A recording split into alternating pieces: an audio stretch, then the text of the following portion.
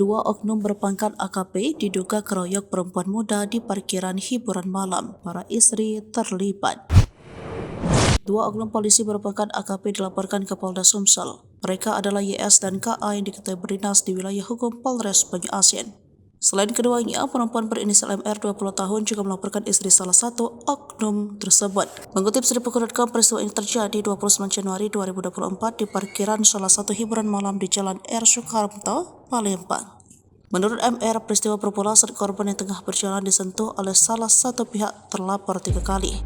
Tak terima, MR menyiram terlapor dengan air mineral, lalu dibalas oleh dua wanita yang bersama terlapor dengan melempar botol mineral hingga mengenai wajah korban.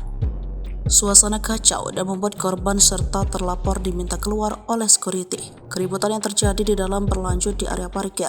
Terlapor bersama temannya mengeroyok dan mencaci korban dengan kata-kata kasar.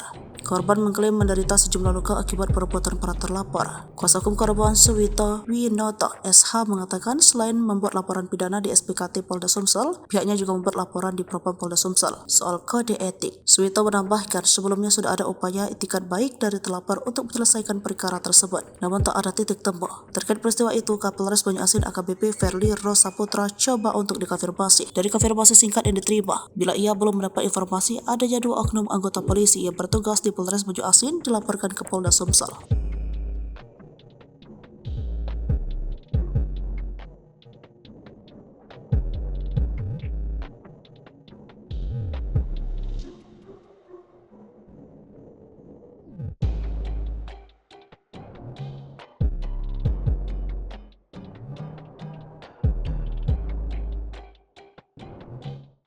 Download Tribun X sekarang, menghadirkan lokal menjadi Indonesia.